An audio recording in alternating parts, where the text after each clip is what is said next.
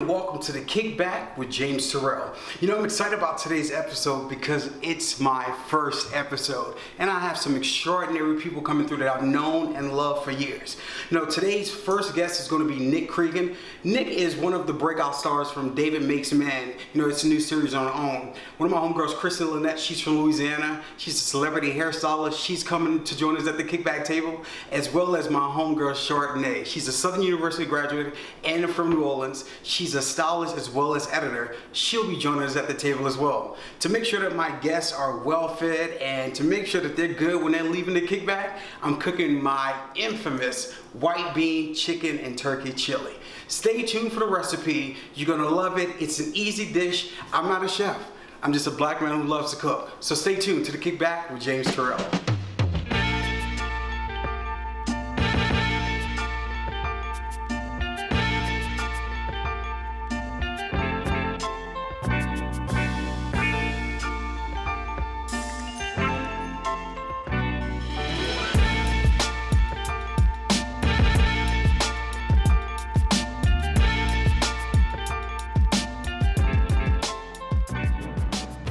So my guests have started arriving, my chili is simmering on the stove, and you know what, it's time just to kick back. I'll see you at the table.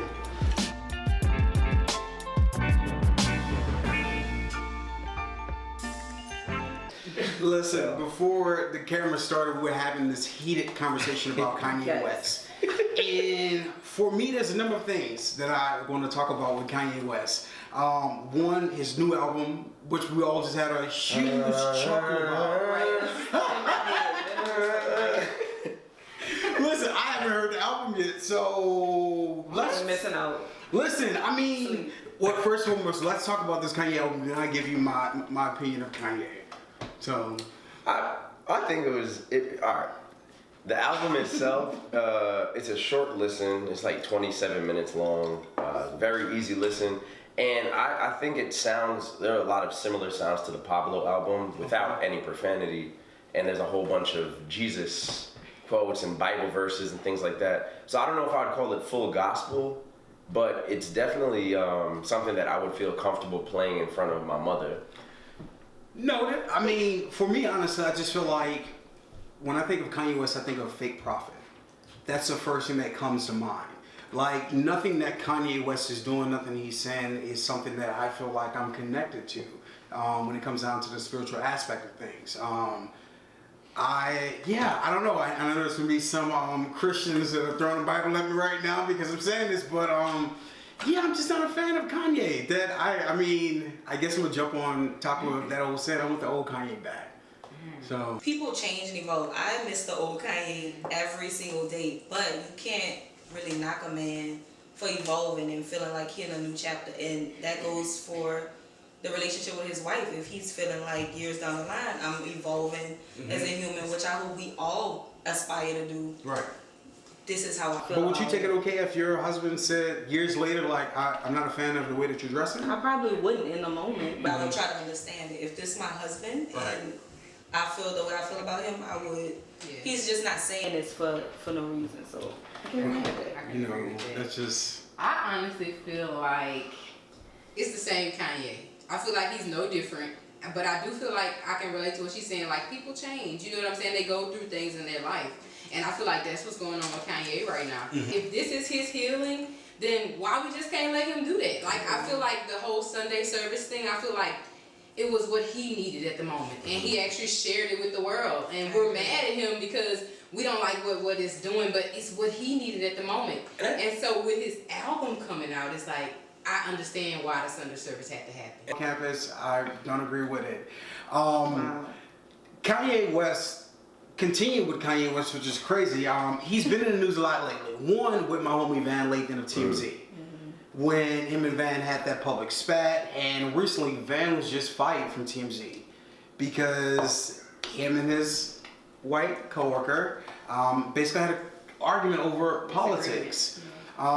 Is it okay to talk about politics in a workplace? Does it change the temperament of it when you're having a conversation with someone else of a different race? I don't think it's wrong to talk about anything anywhere if the vibe is controlled. You know what I mean? You can't talk about politics if it's gonna make you put your hand on your shoulder and like, cause I mean, I watched the video with Van Lathan, and I did see him kind of like, he was probably whispering. He was whispering in his conversation, but he clearly wasn't saying anything sweet. You know what I'm saying? He wasn't saying anything nice. So if it's gonna cause you to do that, no.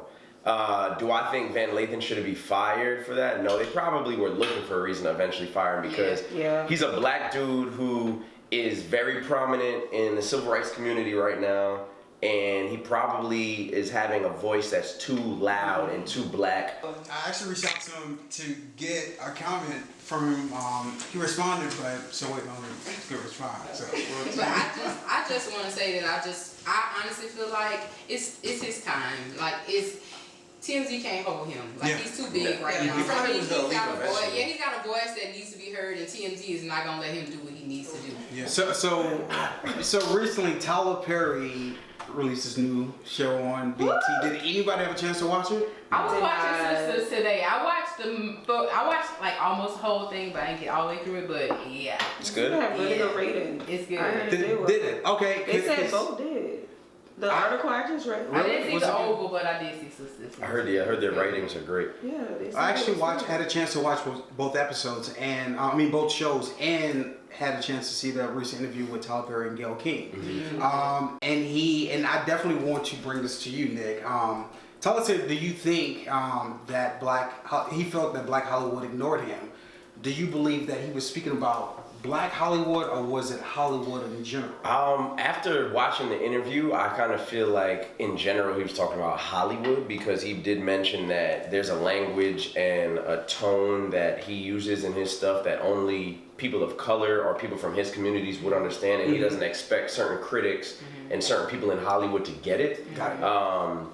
But then Gayle posed the question like, well, some of your own people have criticized you, and I've seen it where, certain Black people do not want to watch Tyler Perry films or shows because they feel like it paints black men in the wrong light. They feel like it's always the typical crazy black woman mad at a black man who's cheating, or a bad father. So, I've been in situations where I've gotten Tyler Perry scripts and I'm going in for an audition, and I make sure that I read the script through because you're conditioned as an actor, you're conditioned already to assume, because everybody's talking about Tyler Perry only does one type of writing, and you're like, oh, I don't want to play the wrong type of black man. Like, I don't want to represent black men in the wrong light. I had a conversation with someone about it, and I think just like people are going crazy for the Popeye's chicken sandwich, once you support, like you heard what you say, you literally didn't even kind of want to associate with that until you saw him doing good things, but I just think that as a community, we should support that. Yeah. Your cousins, your aunties and them, they are like that. He's not misrepresenting us. That's two sides of the story, and I think it would do us as a black community a disservice to not also, we do want to see more astute, more black people doing positive things, but if he's depicting real life, I don't think anything's wrong with that. And now everybody is flocking to him because he's opened this big studio. Where we all at? I feel like, honestly, like I can remember my mama and a whole lot of other people, they watch Lifetime all day long. And we all know what kind of storylines are on Lifetime. You know what I'm saying? So it's just like, what's wrong with Tyler Perry wanting to show that off in our culture? Because it's real. It happened. I'm sorry that, but it's, and I know that we get hurt by any little thing. You know what I'm saying? So it's like Tyler Perry showing this, like, oh, we don't want to see that, But it's real. It's what's happening. He bringing it to the forefront, to the light. So I'm like, I don't see nothing wrong with it. Lifetime still making money. Never been opposed to anything Tyler Perry. I've always supported him from his stage plays. Like, I'm open.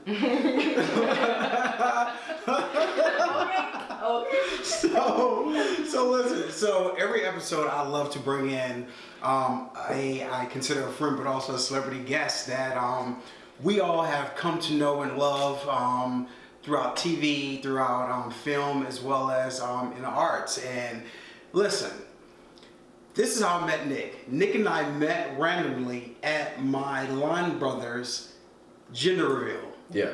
I didn't know my he best was friend, his best friend. I didn't know he was getting ready to shoot David Makes Man. 3 weeks later, he pops up on my Instagram, David Makes Man. So I say all to say, I had a famous man sitting next to him. Tell us about your character with David Makes Man. So Desmond, I don't want to spoil anything because a lot has been revealed about his character, obviously.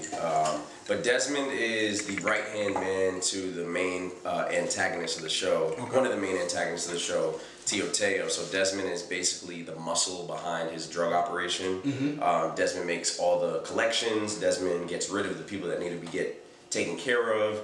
He's also a Jamaican character. But what's funny, taking myself out of the art, just watching it, it's very interesting to see the main protagonist of the show, David, being a dark-skinned man, and the antagonist being a light-skinned man. So I really like that because typically you only see a Jamaican bad character as a dark-skinned dude with dreads. You do. With a terrible Jamaican accent. Always carrying a gun. Yeah. Always has a flag or something on the side. No shade to certain other shows.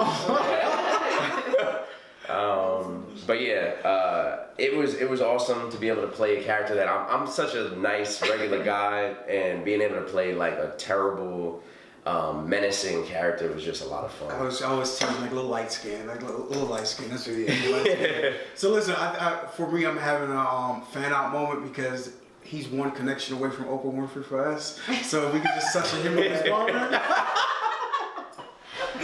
Like, let's make it happen. Let's make it happen. So, movie-wise, November 1st, Cynthia Erivo is going to be the film of Harriet is going to come out. There's a lot of people who are pissed off about her playing the role of Harriet Tubman. I saw the billboard the other day, and I was just like. First of all, kudos to her because she's getting a nice paycheck, and shout outs to strong black leads, right? Great. But at the same time, like, I'm tired of the fucking slave movies. Yeah. I'm tired of the slave movies. Like, I agree. Why? Why can't you? I agree. Why do we have to keep going over this and over it and over it? Like, we know we know what happened all those years ago. Because we're given the information every single February from kindergarten to 12th grade. That's the only time we're given that history. I still haven't watched 12 Years a Slave, and I know it's an amazing movie. I do not want to admit that out loud. It's crazy because if Kanye say that, then they gonna be mad. I mean, for me, it's again the idea of the kickback. The one thing that my producer and I definitely coined is being able to just narrate what's going on with your image in your life and just narrating the culture.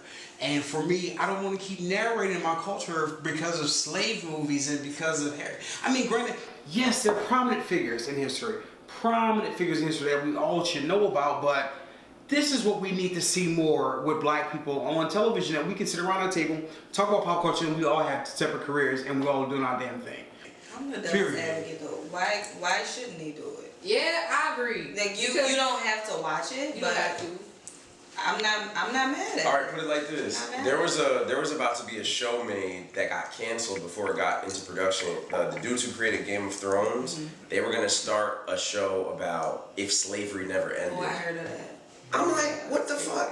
Why do you want to know if slavery never ended? Yeah, White man, like. I agree. I just feel like I don't think it doesn't need to be made, but right now we run pop culture. Our culture is everything that everyone follows. So for me, let's put out the positive. I feel like let's keep making them films because I don't have kids yet, but when they come here, they're not gonna want to watch the old films. They're gonna want to watch something new. So we still need to be putting out this stuff because younger kids and that generation still need to know about these things. So it's more than enough.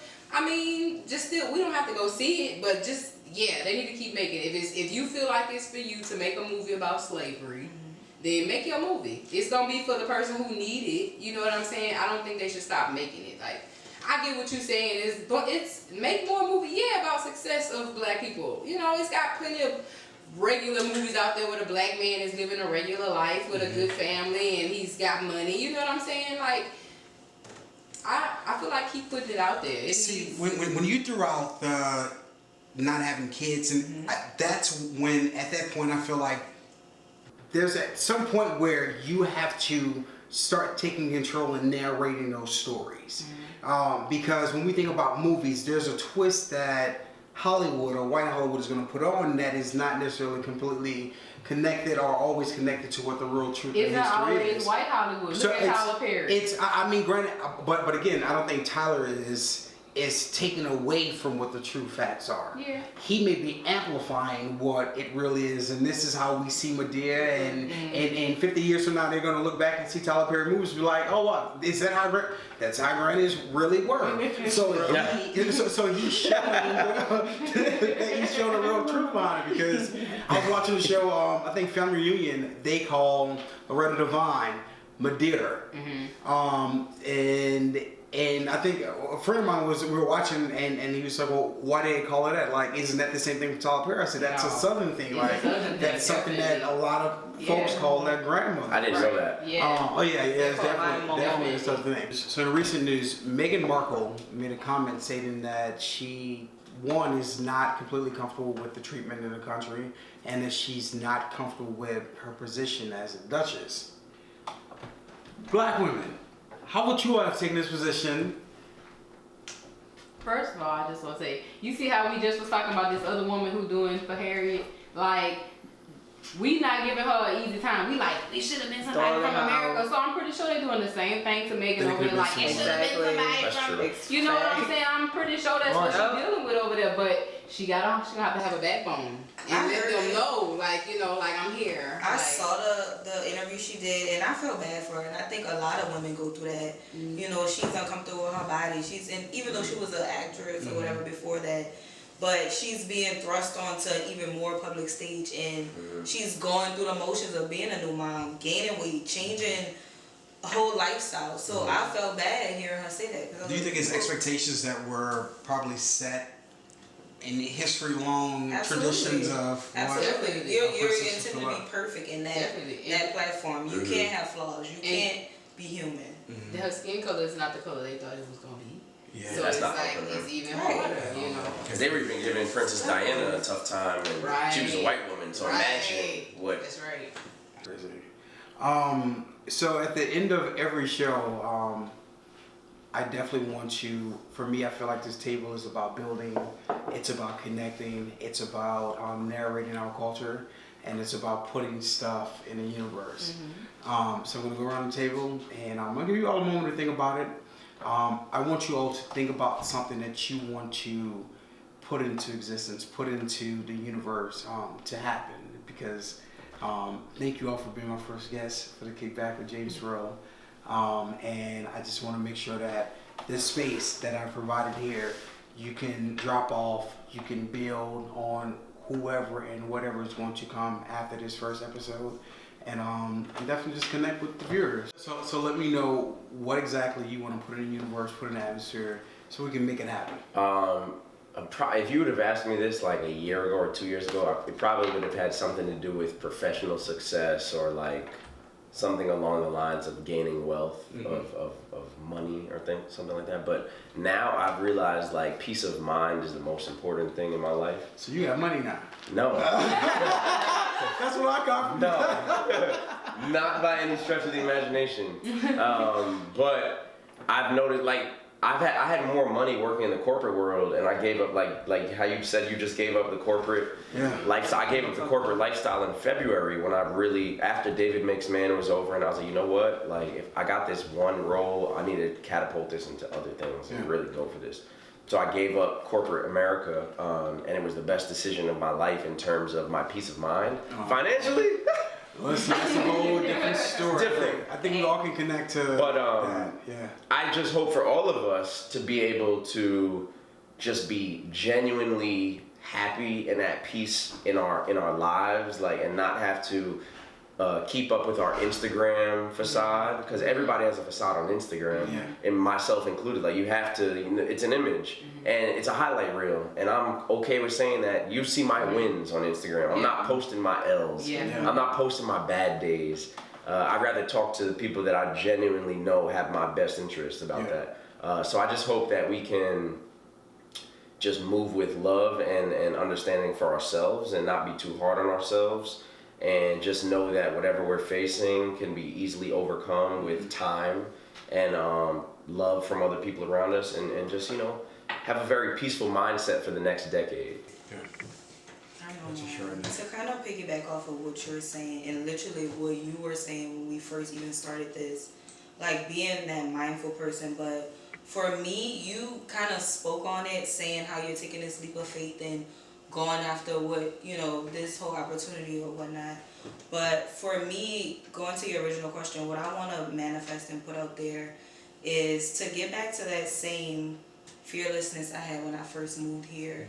And right now I'm like contemplating, like I kind of wear multiple hats on my stylist, but I also do consultant in corporate America. Yeah. And I wasn't doing that when I first came here, but I'm battling myself to, and don't air this until I decide, but kind of jump out of that and jump back into that fearless person freelance full time again, but again, bills. And I'm like, oh, but I want to put that out there and just do it and kick ass. Yeah. For me, it would have to be mental and financial stability all the time. You know, just kind of the same thing what they said. Like, you know, I just want to be at peace all the time and not have to worry about money. Because everything we do, we take money to do it, you know. So it's like, you got to have it, you know, but at the same time, I don't want to ever be worried. So I need that mental stability all the time. Because if I could be my best me, then I can do what I need to do. So, you know, that's it. Love it. Love it. So, to close it out, I'm going to add a little on top of that for you all. Because you all are now my friends. I've had you all at my dinner table. And on top of everything that you all said, I want to wish you all blessings. Wish you all the ability to be able to. And knowing that God's timing is a perfect timing. So I honor you all. I congratulate you all. Thank you all for definitely joining me for the first episode of the Kickback with James Terrell. And my closing, just remember, always take a minute to chill out and just kick back. Let's eat. Don't be a stranger. Come and hang out with me for great laughs, great combo, a Southern cooked meal, some great drinks, and definitely this face. We're gonna do your thing, do your thing.